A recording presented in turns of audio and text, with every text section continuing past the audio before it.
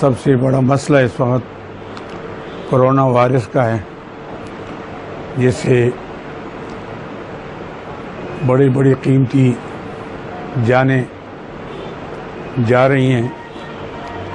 خصوصی طور پر بڑے بڑے علماء کرام چند دنوں میں بڑی تعداد میں، جن میں جناب مولانا پیر عزیز الرحمن صاحب ہزاروی، مولانا مفتی محمد نعیم صاحب، مولانا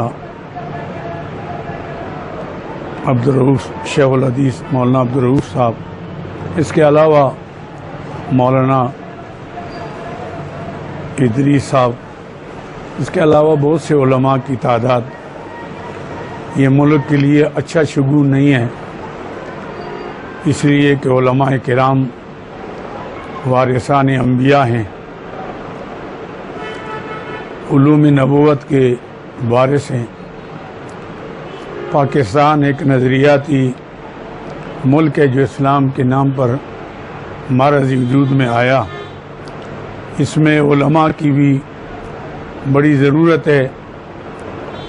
علماء مدارس دینیہ کی خصوصی طور پر جو استحکام پاکستان اور اسلامی ملک کے نظریاتی سرحدات کے محافظ ہیں۔